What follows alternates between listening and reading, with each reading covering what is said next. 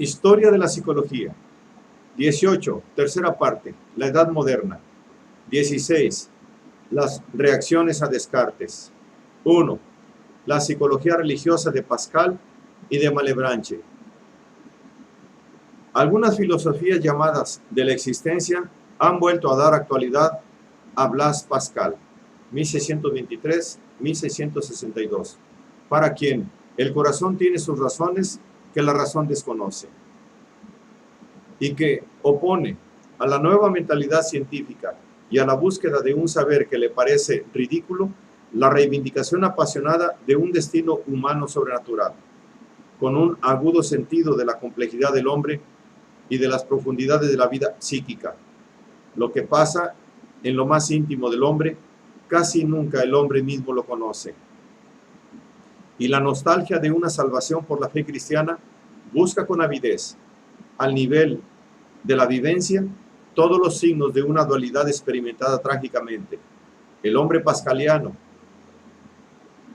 al que el pasado ha corrompido y cuya condición es inconstancia, malestar, inquietud.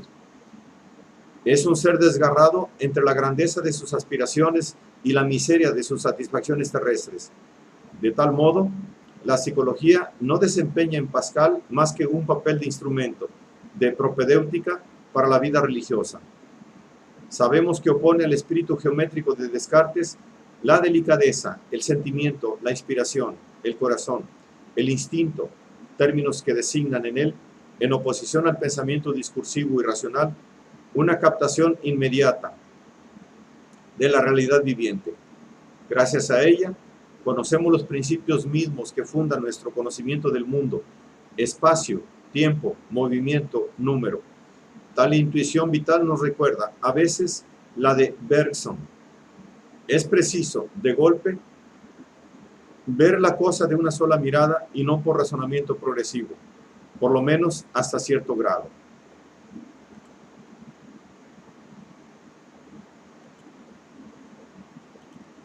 Si condena, por considerarla presuntuosa, la tentativa cartesiana de construir un sistema universal a partir de principios considerados como absolutamente primeros, Pascal debe mucho a la psicofisiología del Tratado de las Pasiones, en particular sus observaciones en relación con el automatismo psíquico, pero contempla las cosas menos abstractamente que Descartes, y si ve también en el pensamiento el signo de la innegable superioridad del hombre, a despecho de su fragilidad física, sobre la naturaleza que se lo traga como un punto, pero a la que él comprende. Pascal no deduce que el animal sea, por lo mismo, una máquina desprovista de toda conciencia sensible. En él se borra la clara frontera establecida por Descartes entre el espíritu y la materia, pero no reduce el espíritu al puro pensamiento. Se contenta con observar que el hombre es capaz de sacar provecho de la experiencia y por tanto de progresar. Se halla en la ignorancia en la primera edad de su vida, pero se instruye sin cesar en su progreso, pues no solamente aprovecha su propia experiencia, sino también la de sus predecesores. Fragmento del prefacio a un tratado de vida. Mientras que el instinto animal se manifiesta en forma de una actividad que parece estereotipada, los efectos del razonamiento aumentan sin cesar, mientras que el instinto permanece siempre en un estado igual. Las colmenas de las abejas estaban tan bien medidas hace 1000 años como ahora, y cada una de ellas forma ese hexágono tan exactamente la primera vez como la última. Lo mismo puede decirse de todo lo que los animales producen gracias a este movimiento oculto. La naturaleza les inspira esta ciencia necesaria, siempre igual, por miedo de que puedan perecer, y no permite que añadan nada. No ocurre lo mismo con el hombre, que solo ha sido creado para la infinitud. La psicología pascaliana, que como es sabido, debe mucho a los ensayos de Montaigne, versa a la vez sobre el individuo y sobre lo social. Tiende a mostrar sobre todo cómo la razón, flexible en todos sentidos, puede ser eclipsada o cegada por la costumbre, la sugestión, la imaginación, la pasión. Aunque estos términos estén en él, evidentemente menos estructurados que hoy. O es deformada por el interés, el amor propio, la simpatía o la antipatía, o modificada por esos automatismos del comportamiento que quiere poner al servicio de la religión cuando aconseja a los que quieren ir a la fe y no conocen el camino, tomar agua bendita y mandar decir misas. Naturalmente, esto mismo os hará creer y os embrutecerá. Esta última palabra que escandalizará a Víctor Cousin fue suprimida en la primera edición de los pensamientos de Port Royal. Muy probablemente conviene entenderla a la luz de la psicología cartesiana, en el sentido de una acción indirecta ejercida sobre el alma por la sustitución de los movimientos ligados a tendencias contrarias por aquellos que constituyen la actitud del creyente.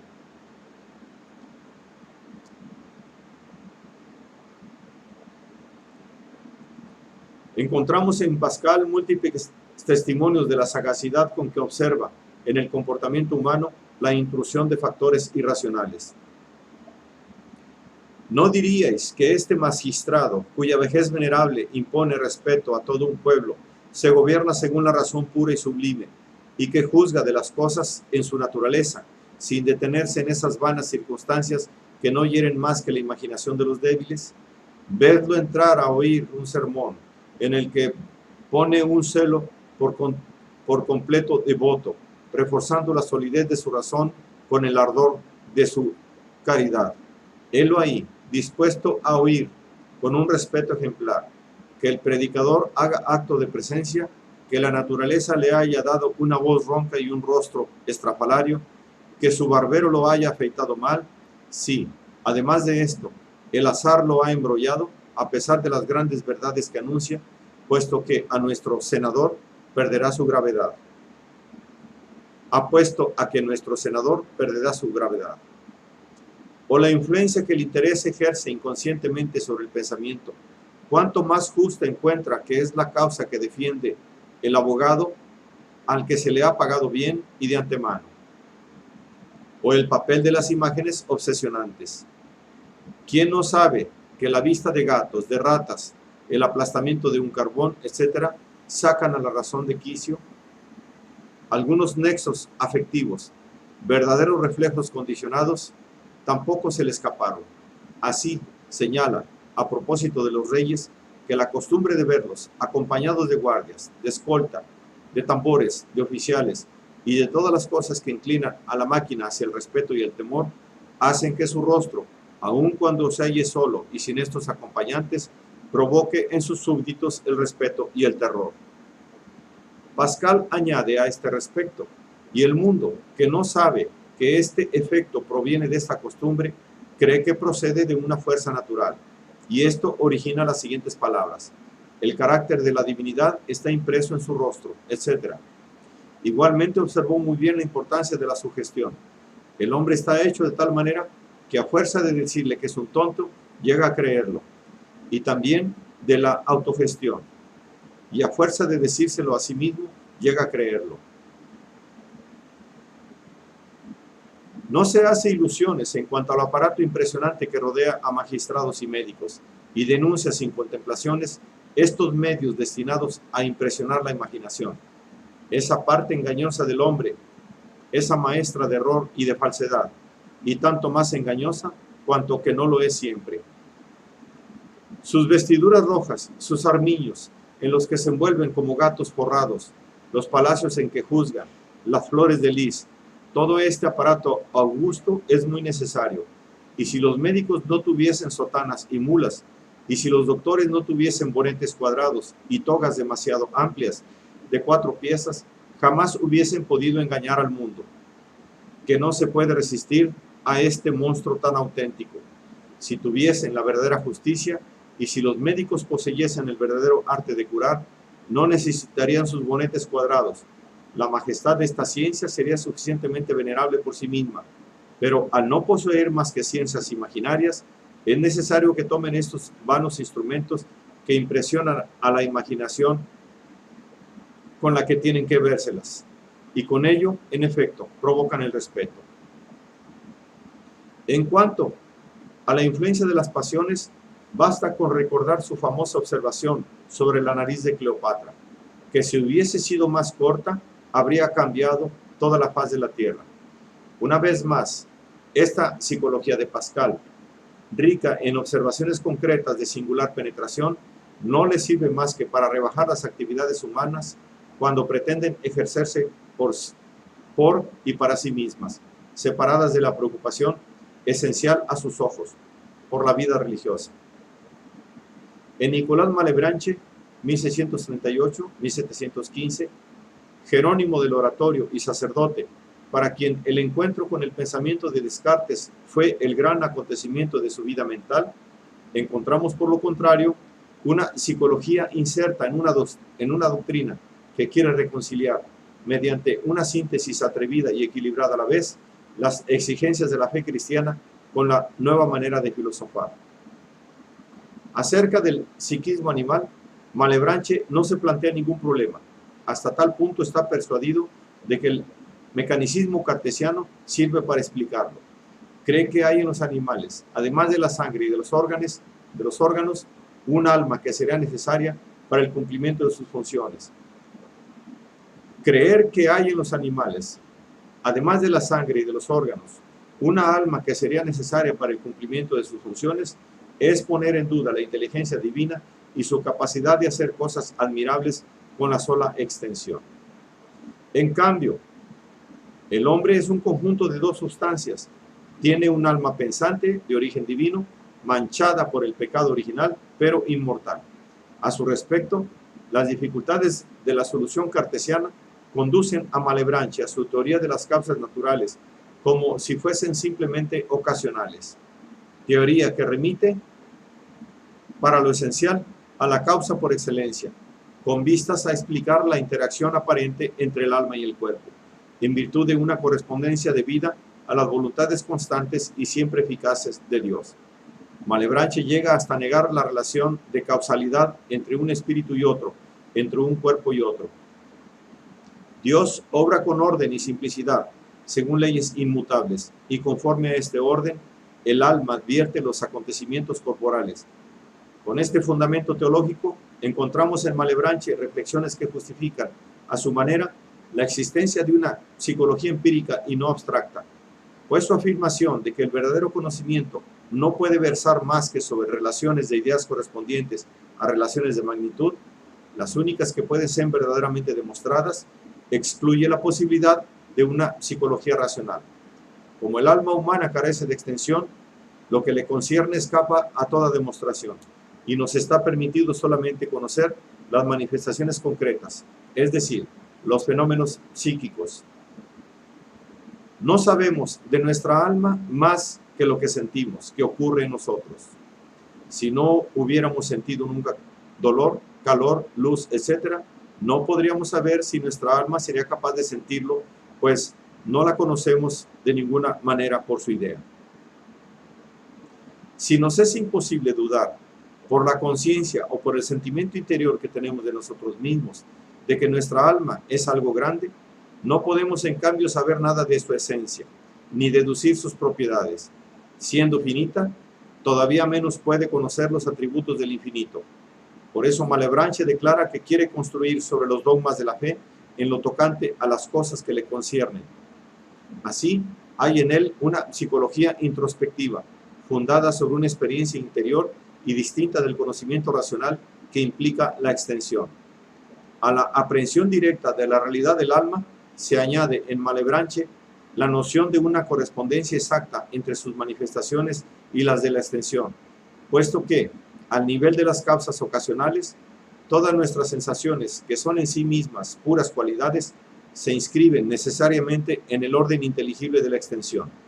El cerebro es el órgano portador de la correspondencia natural y mutua entre los fenómenos psíquicos y los fenómenos orgánicos, y sus huellas, así como los movimientos de los espíritus animales, permiten medir en su aspecto biológico y cerebral lo que se presenta cualitativamente como fenómeno psíquico.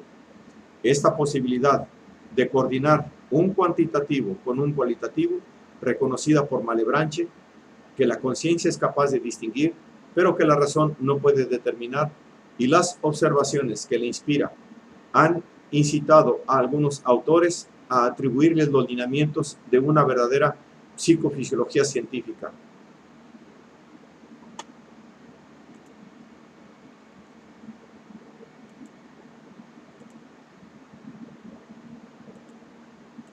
Dos, Spinoza o el paralelismo de identidad. La realidad accesible al hombre es por entero doble, según Spinoza, por cuanto puede ser contemplada desde dentro o desde fuera. Su panteísmo está fundado en una forma de racionalismo intransigente e iconoclasta, pues nadie podría percibir directamente lo que quiere si no se cuida sobremanera de no confundir la potencia de Dios con la humana potencia o jurisdicción de los reyes. Orden eterno de las cosas, tejido también de todas las manifestaciones de lo real. La naturans de Spinoza no es un Dios personal, sino el ser absoluto que incluye toda realidad y todo valor. El autor de la Ética no tuvo, acerca de los problemas de la fe religiosa, la reserva de Descartes, cuya filosofía le parece que se ha alejado demasiado del conocimiento de la primera causa y del origen de todas las cosas, y que ha desconocido así la verdadera naturaleza del espíritu humano. Carta a Oldenburg, 1661. Se pregunta cuál pudo ser la idea clara y distinta que este clarísimo varón podía tener de un pensamiento en comunicación con una pequeña porción de la extensión corporal. Su rigurosa preocupación por la inmanencia conduce a Spinoza a un paralelismo que quiere explicar la vida concreta del hombre sin la intervención de un Deus ex machina, un paralelismo fundado en la identidad de esa doble manifestación que son el alma y el cuerpo, puesto que la extensión es igualmente atributo de la sustancia divina. El objeto del alma humana es el cuerpo, cuya vida es al mismo tiempo la conciencia del alma.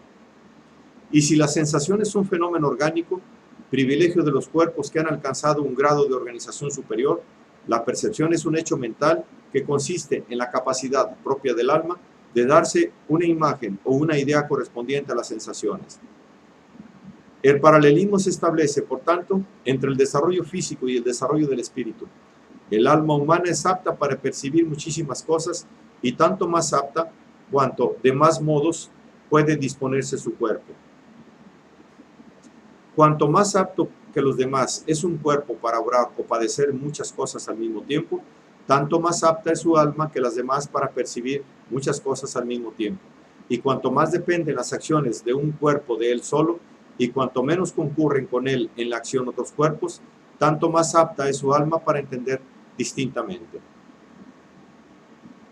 Pero si hay paralelismo entre la vida psíquica y la vida fisiológica, me parece evidente que no se puede atribuir a Spinoza un paralelismo psicofísico, en el sentido en que querrá constituirlo Fechner. Diversos hombres pueden ser afectados de diversos modos por un solo y mismo objeto, y un solo y mismo hombre puede ser afectado por un solo y mismo objeto de diversos modos en diversos tiempos. El alma humana, mens humana, no conoce el cuerpo humano mismo, ni sabe que éste existe más que por las ideas de las afecciones con que es afectado. El primum que constituye su ser actual es la idea de una cosa particular existente en acto.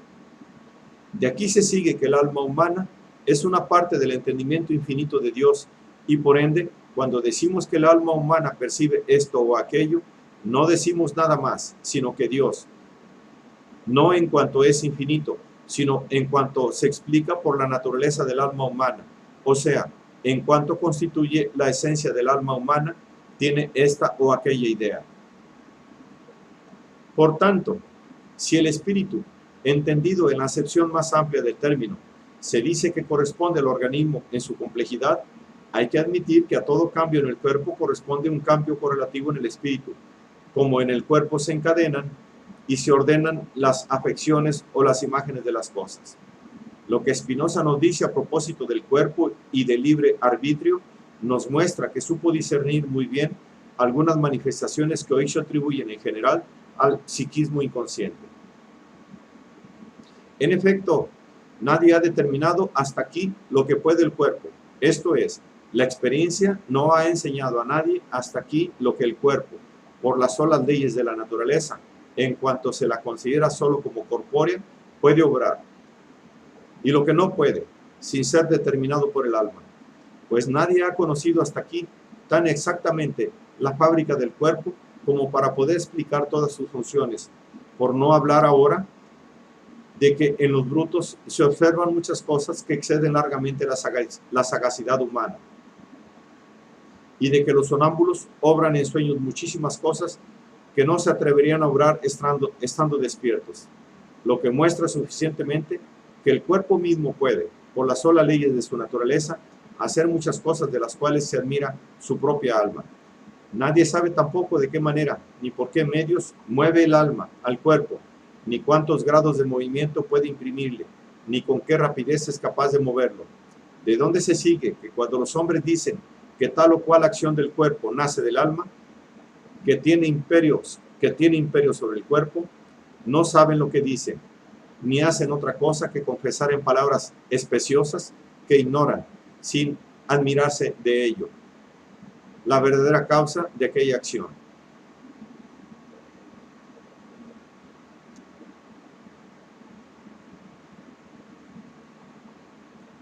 Pero dirán, no es posible que de las solas leyes de la naturaleza, en cuanto se la considera solo como corpórea, se infieran las causas de los edificios, de las pinturas y de las cosas de esta índole, que se hacen por el solo arte humano. Ni el cuerpo humano, si no estuviera determinado y guiado por el alma, sería capaz de edificar un templo, pero ya he mostrado que ellos ignoran lo que puede el cuerpo o lo que se puede inferir de la sola consideración de su propia naturaleza, y saben por experiencia que por las solas leyes de la naturaleza suceden muchas cosas que jamás hubieran creído que pudieran suceder sin la dirección del alma, como son las que obran los sonámbulos durante el sueño y de las que se admiran ellos mismos durante la vigilia. Añado aquí la fábrica misma del cuerpo humano, que en artificio excede muchísimo a todo lo fabricado por el arte humano. Spinoza añade todavía esto, que tiene largo alcance. Pues hay otra cosa que quisiera hacer notar aquí especialmente, a saber, que por decreto del alma no podemos hacer nada si no nos acordamos de ella. Por ejemplo, no podemos decir una palabra si no nos acordamos de ella. Además, no está en la libre potestad del alma acordarse de una cosa u olvidarla. ¿Cómo a su juicio la tarea humana por excelencia es el esfuerzo por comprender? Piensa que la psicología humana puede y debe ser estudiada more geométrico. Acerca de la necesaria objetividad, los psicólogos más científicos de nuestro tiempo no podrían mostrarse más exigentes. Escribiré acerca de los seres humanos como si tratase de líneas, de planos y de sólidos. Me he aplicado cuidadosamente no a burlarme, ni a lamentarme, ni a maldecir, sino a comprender las acciones humanas. Y para esto he considerado las pasiones, no como los vicios de la naturaleza humana, sino como propiedades que le convienen tanto como el calor, el frío, la tempestad, el trueno, etc. Convienen a la naturaleza de la atmósfera. Esta racionalidad intransigente le permite depurar singularmente, aún hasta el exceso, la problemática humana, rechazando, como otras tantas ilusiones y falsos problemas, múltiples cuestiones controvertidas y que atestiguan a sus ojos la proyección en el universo objetivo de los deseos, de las profecías y de los prejuicios humanos. Su rigorismo lógico lo incita a hacer a un lado, aparte de las consideraciones sobre las causas finales, como he recordado, a la libertad en el sentido del libre arbitrio. Que los hombres creen ser libres, puesto que son conscientes de sus voliciones y de su apetito, siendo así que ignoran qué causas los disponen a apetecer y querer. Ética 1, apéndice.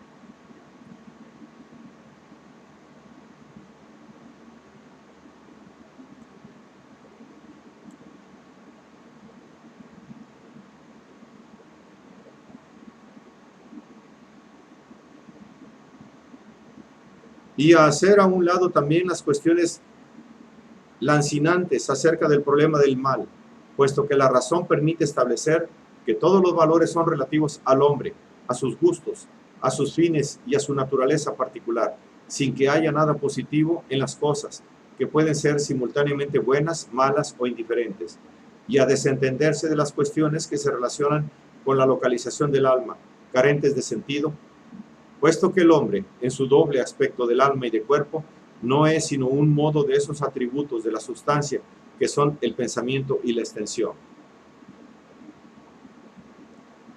Todos ignoran, en efecto, que sea la voluntad y de qué modo mueva el cuerpo. Todos ignoran, en efecto, qué sea la voluntad y de qué modo mueva el cuerpo.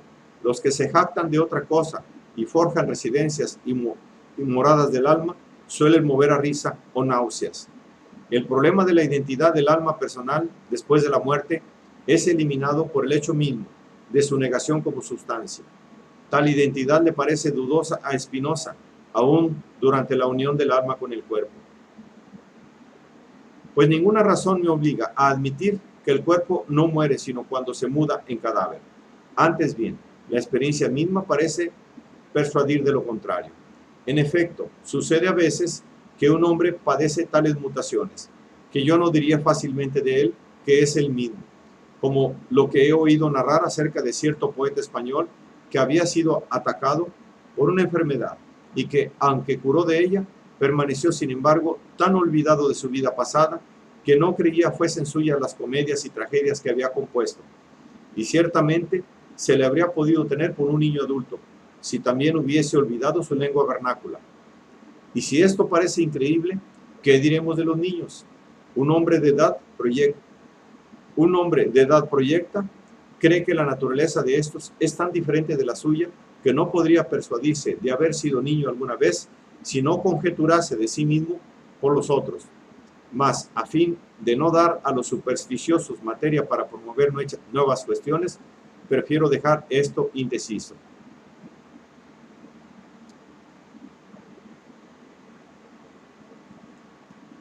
Si el rigor lógico de Spinoza es un arma que le sirve para depurar la reflexión filosófica de múltiples problemas tachados de antropomórficos, el nominalismo, que es su corolario, le permite igualmente limpiar el terreno de la psicología, rechazando como ilusorias las facultades del alma consideradas como entidades que se convierten en sujetos de múltiples proposiciones, el entendimiento, la voluntad, la imaginación, la memoria, puesto que se preocupa esencialmente por un conocimiento temporal.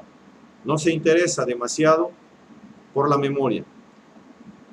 En un sentido, esta se manifiesta en él como cierto encadenamiento de las ideas que implican la naturaleza de las cosas que se hallan fuera del cuerpo humano, encadenamiento que se produce en el alma según el orden y el encadenamiento de las afecciones del cuerpo humano. Pretende explicar con ello cómo es que el alma pasa inmediatamente del pensamiento de una cosa al de otra, aunque no haya entre ellas ninguna semejanza. Por ejemplo, el pensamiento del vocablo pomum. Por ejemplo, el pensamiento del vocablo pomum caerá un romano al instante en el pensamiento de un fruto, que no tiene ninguna semejanza con este sentido articulado, ni nada de común, sino que el cuerpo de ese mismo hombre fue afectado frecuentemente por los dos. Esto es, que el mismo hombre oyó frecuentemente el vocablo pomum mientras veía ese mismo fruto, y así cada cual caerá de un pensamiento en otro, según la costumbre de cada cual haya ordenado en el cuerpo las imágenes de las cosas. Pues un soldado, por ejemplo, al ver sobre la arena las huellas de un caballo, caerá al instante del pensamiento del caballo en el pensamiento de un jinete y de ahí en el pensamiento de la guerra, etc. Pero un campesino caerá del pensamiento del caballo en el pensamiento de un arado, de un campo, etc. Y así cada cual, según se haya acostumbrado a juntar y encadenado las imágenes de las cosas de esta o de aquella manera, caerá de un pensamiento en este o aquel pensamiento. En otra parte, Spinoza trata brevemente de otra forma de la memoria, más activa, en cuanto es la propiedad no del cuerpo y explicable mecánicamente, sino de un espíritu a cuya naturaleza pertenece estar unido a un cuerpo. Memoria de la que dan testimonio el reconocimiento y la localización de un recuerdo. A propósito de esto, observa que las cosas singulares afectan más a la imaginación, identificada aquí por él con el sensus quemvocant communem, es decir, probablemente con lo que se llamaba el sensorium. Quien no haya leído más que una novela de amor, observa, la retendrá más seguramente que si hubiese leído varias. Además, se retiene tanto mejor una cosa cuanto más cognoscible es. Vista así, la memoria no es sino la sensación de las huellas que están en el cerebro, unida a un pensamiento relativo a una duración determinada de esta sensación, como lo muestra la reminiscencia. Spinoza aclara que este pensamiento, en cuanto no es la duración misma de la sensación, no es la memoria propiamente dicha, y que, en lo tocante al entendimiento considerado en sí mismo, no hay ni memoria ni olvido. En cuanto a las nociones de intelecto, intelectus y de voluntad, son simples signos que designan o bien a una serie de ideas o bien a una serie de voliciones, a tal y cual idea o a tal y cual volición. Estos términos abstractos se vinculan del mismo modo que lo pétreo a tal o cual piedra y el hombre a Pedro y Pablo. Spinoza llega hasta identificar lo que los dos términos recubren. La voluntad y el entendimiento son uno y lo mismo, considerando que una volición no es sino una idea, por riqueza de asociaciones o por inexistencia de ideas contrarias. Ha permanecido un tiempo suficiente en la conciencia como para transformarse en acción. En cuanto al impulso que determina la fuerza de una idea en la conciencia, se identifica con el deseo, cupiditas, esencial del hombre, cuya raíz es un vago esfuerzo de preservación personal. Este aspecto del pensamiento de Spinoza modera singularmente la oposición que nos veríamos tentados a considerar como irreductible entre el racionalismo de Spinoza y el irracionalismo de un Schopenhauer o de un Nietzsche. El placer y el dolor, que son transiciones y no estados, están ligados aquí, en él, a una satisfacción o a una obstaculización de las fuerzas instintivas. A las sensaciones corporales, primero vagas e inciertas, corresponden las ideas confusas e inadecuadas de la imaginación, tributarias de los prejuicios, de las ilusiones y de los errores, mientras que la imaginación pretende hacer del hombre el centro del mundo, la razón, elevándose por encima del yo finito, llega a un conocimiento adecuado de la esencia eterna e infinita de Dios, que es el único eterno. Concibe entonces ideas adecuadas y totales, es decir, que abarcan a la vez al objeto y a sus causas, pues la verdad no tiene su criterio fuera de ella misma. Así como la luz se manifiesta a sí misma y manifiesta las tinieblas, así la verdad es norma de sí y de lo falso. Traducido al lenguaje moderno, el concebir ideas adecuadas significa tomar conciencia del deseo y de sus causas reales. Queda fuera de duda que la incitación de Spinoza a contemplar las cosas sub specie eternitatis concierne a la vez a la percepción y a la acción, que no deben perder jamás de vista la totalidad, y que la virtud es en él inseparable de la potencia. Contrariamente a los estoicos, considera que la razón sin pasión es inerte, pues el efecto por el que padecemos no puede reprimirse ni quitarse, sino por un afecto más fuerte que él y contrario a él, esto es, por la idea de una afección del cuerpo más fuerte y contraria a la afección por la que padecemos. Pero admite que la pasión es, en cierta forma, sublimada, tan pronto como nos formamos de ella una idea clara y distinta. La afectividad, a juicio de Spinoza, no es buena o mala, más que en la medida en que exalta o disminuye nuestra potencia. Por afectos entiendo las afecciones del cuerpo, por las cuales la potencia de obrar del cuerpo mismo es aumentada o disminuida, favorecida o reprimida, y al mismo tiempo las ideas de estas afecciones. ¿Cómo no ver en esto una definición notable y todavía válida de la emoción? Esta positividad que caracteriza la moral de Spinoza lo aleja de la humanidad cristiana, y no en favor del orgullo, sino más bien a la manera aristotélica de la modestia. Sería deseable poder comentar sus penetrantes observaciones acerca de las afecciones humanas que constituyen el objeto de la tercera y de la cuarta partes de su ética, moral de gran elevación, que tiende a mostrar cómo el amor atrae al amor y cómo el odio engendra el odio, y por qué la generosidad es la manera más segura de atraerse las almas. El sistema de sorprendente coherencia formal presenta finalmente una cierta ambigüedad.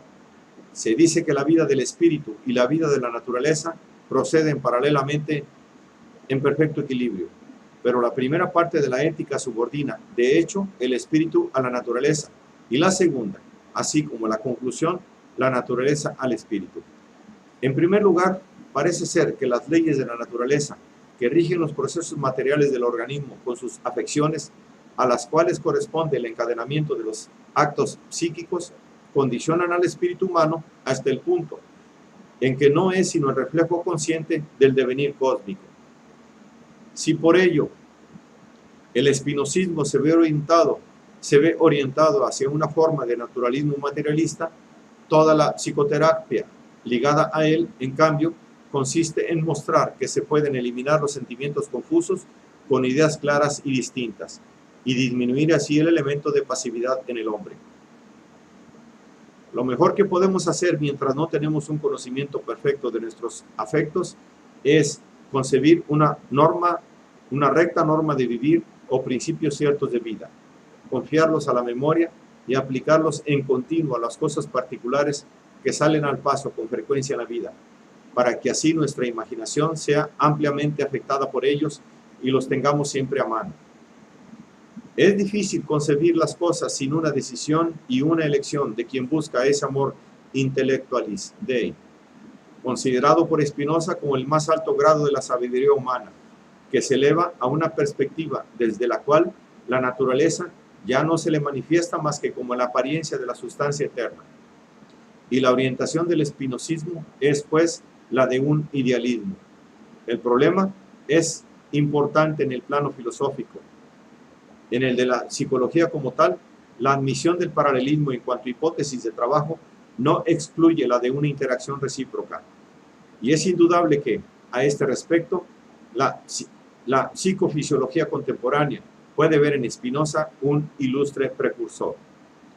En relación con los ideales del Renacimiento, su obra nos recuerda que no es tan fácil liberarse del objeto en el plano moral, y que aun si el Dios antropomórfico ya no conviene a las nuevas exigencias de la razón, el hombre debe tomar en cuenta una necesidad natural, un destino, que no le está permitido simplemente dominar la naturaleza para sujetarla a sus deseos, y que le incube aunar a su necesidad de grandeza una transformación interior. En pocas palabras, que la sabiduría sigue siendo un valor imprescindible. El naturalismo de Spinoza, en la medida en que podemos calificarlo de tal, presenta como carácter distintivo una restauración del sentido de la objetividad y de los límites humanos, y al mismo tiempo un ahondamiento de los problemas de la libertad. Es sin duda moderno por su rechazo de toda trascendencia objetiva, por su disolución de los mitos, por su sentido profundo de la totalidad. Sin preocuparnos aquí de las múltiples interpretaciones que se han dado a una obra sublime, durante largo tiempo vituperada o elevada al cielo, conviene recordar que su influencia fue inmensa, en particular sobre el pensamiento alemán. Goethe y Hegel, para no citar más que estos dos, deben mucho a quien quizá tuvo, decía Renan en 1882, al inaugurar el monumento erigido en La Haya para conmemorar el segundo centenario de la muerte de Spinoza, la visión más verídica que se haya tenido jamás de Dios, pero una visión aristocrática, demasiado lúcida y desengañada para la mayoría de los hombres.